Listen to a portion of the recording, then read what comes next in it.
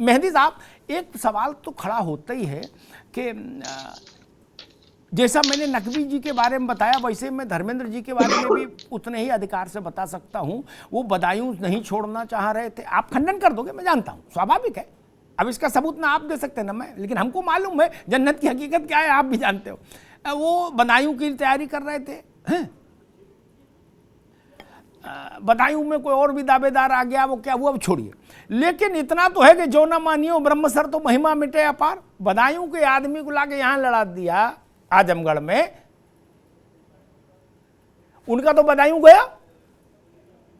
मेहदी साहब, धर्मेंद्र बाबू का देखिए अमिताभ जी, आप तो, मैं ये समझता हूं कि जो सफाई से जुड़ी हुई जितनी बातें होती हैं आपसे बेहतर कोई नहीं जानता। इसलिए कोई नहीं जानता है कि आप उसी बाउंड्री लाइन के आसपास के हैं और आप एक लंबे समय से आप राजनीति करते आए हैं और आपने उस परिवार को बहुत करीब से देखा भी। देखिए, किसी का कोई अस्थायी स्थान नहीं है राजनीति। अगर आप ये सोचें कि किसी का कोई अस्थायी स्थान है, देखिए जिन परिस्थितियों में धर्मेंद्र यादव जी को चुनाव लड़ाया जा रहा है वहां पर, या आप भी जानते हैं, हम भी जानते हैं, पहले वहां हमारे प्रत्याशी कोई और थे, लेकिन जिस तरीके से पूर्ण नियोजित साजिश के शिकार हुए वो हमारे प्रत्याशी, तो कहीं ना कहीं हमको बदलना पड़ा। वहां के स्थानीय नेता मुख्य रूप से दुर्गा यादव जी, रमाकांत यादव जी, आलम बदी साहब, नफीस साहब और भी तमाम बहुत सारे बड़े नेता, हवलदार यादव जी जो वहां के जिला अध्यक्ष, इन सारे लोगों के साथ चर्चा हुई, मंत्रणा हुई। तमाम मैराथन चर्चा के बाद इस निर्णय पर पहुंचे कि उस बाउंड्री के आसपास का कोई हो, जिस अखिलेश यादव जी को अपना परिवार मानते हैं आजमगढ़ के लोग, आजमगढ़ के लोग अपना परिवार मानते हैं, अखिलेश जी भी आजमगढ़ को अपना परिवार मानते हैं। अब अखिलेश यादव जी के द्वारा खाली की गई सीट है, उन स्थितियों में मुझे लगता है धर्मेंद्र जी से उपयुक्त उम्मीदवार कोई और नहीं था। हम तो दलित लड़ाना चाहते थे, लेकिन भारतीय जनता पार्टी क्या धर्मेंद्र यादव से ज्यादा उपयुक्त डिंपल जी नहीं होती? अखिलेश जी की सीट की स्वाभाविक दावेदार तो वही है, अर्धांगिनी है। नहीं, देखिए ऐसा है, जहां तक डिंपल जी की बात है, डिंपल जी के विषय में आपने सुना होगा कि वो चुनाव नहीं लड़ेंगी, कोई चुनाव नहीं लड़ेंगी। इस तरीके से अभी फिलहाल जो बात पार्टी लाइन पे तय हुई है उस बात को कहा गया। और धर्मेंद्र यादव जी से बड़ा चेहरा कौन हो सकता है पार्टी में? मुझे नहीं लगता। धर्मेंद्र यादव जी जब इलाहाबाद विश्वविद्यालय में पढ़ाई करते थे तब भी राजनीति में उतने ही मजबूती के साथ अपनी उपस्थिति दर्ज कराते थे जितनी लोकसभा के अंदर उपस्थिति दर्ज कराते हैं। ठीक बात। हम सबका सौभाग्य, आजमगढ़ का सौभाग्य है कि धर्मेंद्र यादव जी जैसा सांसद मिलने जा रहा है। ठीक बात। ये सियासत है जिसमें कार्यकर्ता कहते हमारा सौभाग्य है कि आप आए, और जो आया होता है वो मन में सोचता है कि गुरु कहाँ फंसा दिए। ये सियासत बड़ी विचित्र चीज़ है। तेज प्रताप भी सोच रहे थे कहीं लड़ जाएं चुनाव, ठीक है मैनपुरी नेताजी हैं तो भाई अब क्या करें। वो हर आदमी सोचता है कि वक्त गुजरा जा रहा है, मुट्ठी में रेत की तरह कहीं ना कहीं कुछ ना कुछ रास्ता निकले। खैर चलो, शानी खान साहब, वो जो तमाम तरीके की चीज़ें थी, और आजम साहब का एक जो किरदार है ना वो बहुत सारे रंगों से मिलके बना है, और वो अदाकार बहुत बड़े हैं। उनको आप सियासत का राज कपूर भी कह सकते हैं क्या? नक्शे शिक तक शोमैन है वो आजम भाई हमारे। क्या उनकी चाल में मैसेज है, उनकी ढाल में मैसेज है, उनके बोलने में। वो कादिर खान सुन ले तो ये सिनेमा छोड़ के भाग जाते कि ऐसे डायलॉग। उन्होंने इतने सिग्नल उछाले, लग रहा था वो राजनीति का ड्रोन चला रहे हैं आजम साहब जेल में बैठे बैठे। क्या बोले, इससे नहीं मिलेंगे, इसको गेट से लौटा दो। एक मैसेज गया। बोले प्रमोद कृष्णन आए, बोले अंदर भेजो, 1.5 घंटा खजूर खिलाओ, और पूरी खबर बाहर जानी चाहिए। खजूर खिलाया और गीता ली और भागवत दी। ठीक। बोले जी रविदास मेहरोत्रा आए, बोले भगा दो। स्वाभाविक भगा देंगे तो मैसेज जाएगा। बोले शिवपाल भाई आए, बोले अंदर बुलाओ, खीर मंगाओ। तो जितने भी प्रयोग हो सकते थे उनने सब किए। बाहर आए तो भी बोले मेरी बर्बादी में तो मेरे अपनों का हाथ है। तो वो जो सारा लफड़ा झपड़ा था, सरल भाषा में कहूं, वो समाप्त हो गया, या अभी कुछ जुम्बिश बाकी है?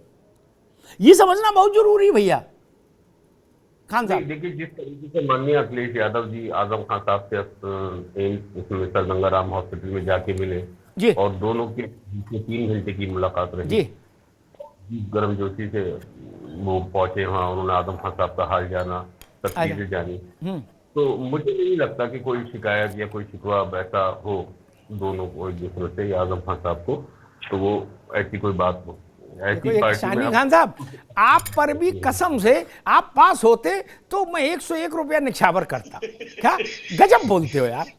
आजम खान साहब ने आजम खान साहब ने शागिर्द भी जोरदार पैदा किए, गजब बोलते। इतनी लफड़ा था कि गंगाराम आ जाए अखिलेश यादव, इतना ही लफड़ा था तो पहले बता दिए होते, वो पहले गंगाराम आ जाते।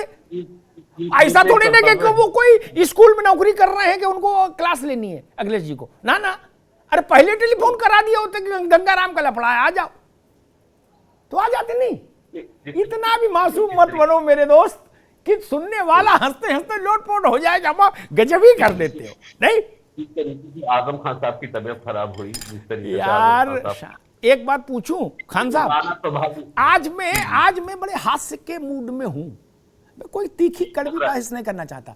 एक बात पूछूं, कोई मानेगा ये बात कि जिसकी तबीयत खराब हो और इतनी खराब हो कि सांस लेने में असुविधा हो और अचानक देर रात गंगाराम भर्ती कराना पड़े रामपुर में इलाज में, वो 3 घंटे सियासी गुफ्तगू करेगा और 3 मिनट में आदमी आंख थोड़ी सी खोल के देख लेता, कहते ठीक है। नहीं अमित भाई, मैं आपको एक बात बताऊं, ये जो अब आप लोग हमसे पूछ रहे हैं कि ऐसी बीमारी कहां मिलती है जिसमें 3 घंटे आप राजनीति भी कर लो और वहां छोटे से कमरे में 20 लोग घुसे क्या, और डॉक्टर भी फोटो खिंचा रहा सेल्फी क्या। तो अब लोग कह रहे बीमारी कौन सी है, इसको समझना पड़ेगा। नहीं असली है कि आजम खान साहब की जिस दिन तबीयत खराब हुई और जिस दिन अखिलेश यादव पहुंचे उसमें 4 दिन का फर्क है जी। नहीं अल्लाह करे वो ठीक हो गया और ठीक हो जाए, अच्छी बात मेरे दोस्त है। इस दिन में 4 दिन का फर्क है, जब तक आजम खान साहब की तबीयत थोड़ी बहुत बेहतर हो चुकी थी। और जो फोटो खिंचाने का मामला है या जिन 20 लोगों की आप बात नहीं, वो डॉक्टर भी होशियार है, वो ऐसी जगह बैठे सेटिंग करके कि उनकी फोटो नहीं कटे, ठीक बात है, ठीक है। एक बात आई थी, मैं सुशील दुबे के पास जाऊं उससे पहले एक बात और भी कहूंगा। सियासत के कुछ पर्दे हटने जनता के सामने भी हटने चाहिए, मैं उस काम को करने की कोशिश करता हूं।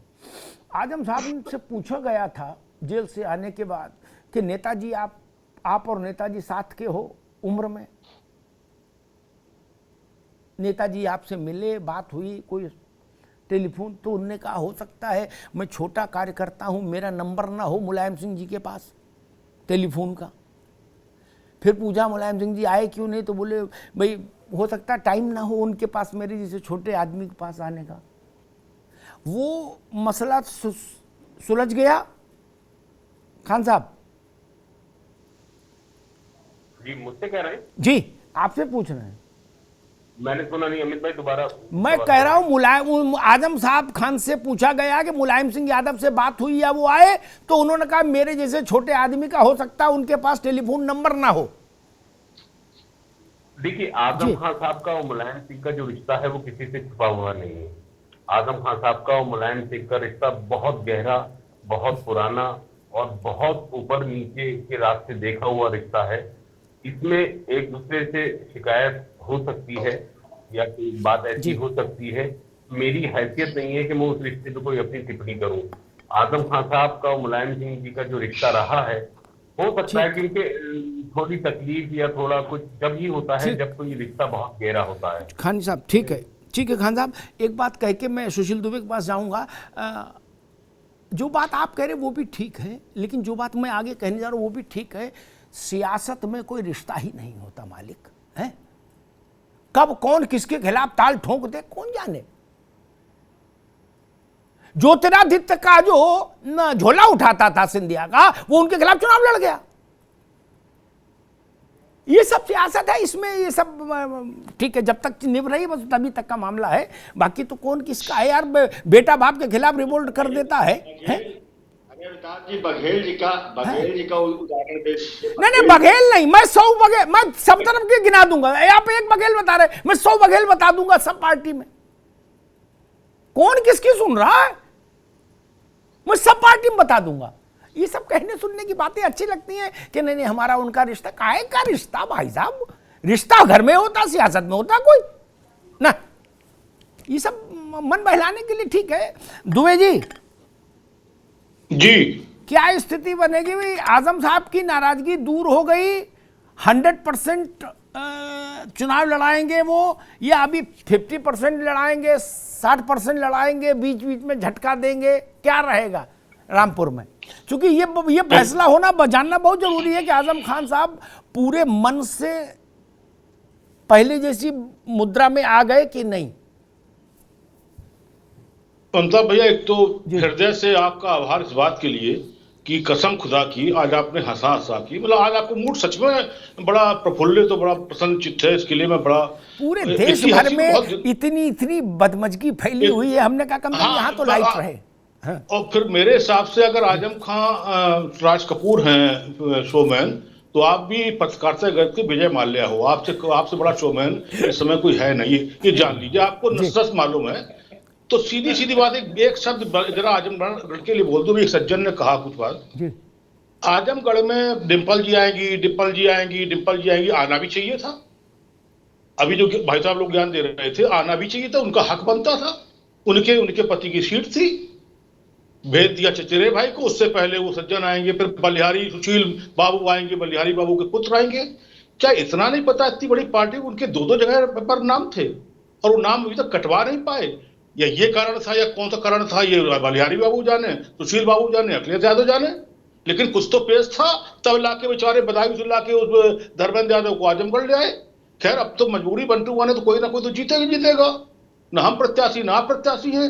अब आइए रामपुर पे जी। मैं बिल्कुल बता दूं, बड़ा संवेदनशील मामला है अमिताभ जी। कतई टीस है, इतनी बड़ी टीस है, इतना बड़ा कांटा है, धरती पे कोई गंगा में खड़े हो कह दे, हाथ में जमजम ले कह दे कि वो टीस नहीं है, मैं मान ही नहीं सकता इस बात को। टीस तो इतनी है कि मुलायम सिंह जी तक नहीं गए। टीस तो इतनी है कि आजम खान ने कह दिया कि कवर से कुछ बड़ी मेरी कोठरी थी जो अंदर थी, रातें नहीं कटती थी। 2 महीना कितने दिन रहे हैं, 1 घंटा तो जाके आंखें बाहर आ जाती है जेल में। ये तो पूरे 2-2.5 साल रहे आए, तो छोटी मोटी टीस उड़ी आजम खान। ऐसा आपका मानना है?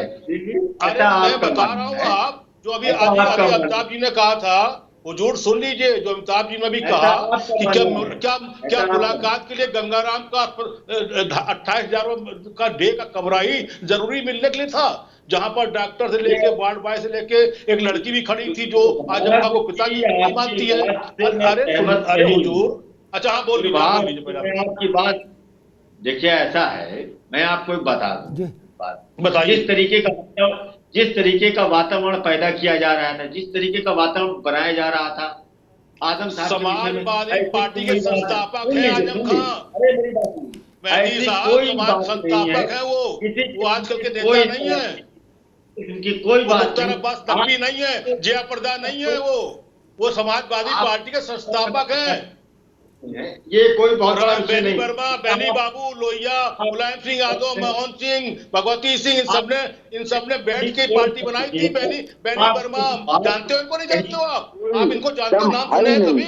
भगवती बाबू, मोहन सिंह, आपकी बातें सब मनगढ़ंत। मैं काम कर चुका हूँ सबके साथ, मैं सबके साथ काम कर चुका हूँ। चीज है, आप जान नहीं सकते हो, आपकी तो मजबूरी है, आपको तो बोलना है। वरना अगर सुपाल जा सकते हैं भाई साहब, मुंडन क्षेत्र में लोग जाते हैं, मुलायम सिंह मुंडन क्षेत्र में जाते थे, जेल में उनका संस्थापक पार्टी के जेल में गेट पकड़ा है, जेल से निकलना 1 किलो सेब लेकर निकल गए आप लोग। और गंगाराम गए 28,000 कमरे में, वहाँ एसी चल रहा है। आपकी बात में कहीं कोई वास्तविकता है ही नहीं, आपकी बात में कहीं कोई वास्तविकता है नहीं। आप वास्तविकता से अवगत कराइए। 2.5 साल मुलायम सिंह जी क्यों नहीं गए? 2.5 साल क्यों आजम साहब कहने की जरूरत पड़ेगी? मेरा नंबर नहीं उनके पास, क्यों मेरी ठीक, एक मिनट रुकिए, एक बात मैं कहूंगा। ठीक है मेहदी साहब, एक बात मैं कहूं,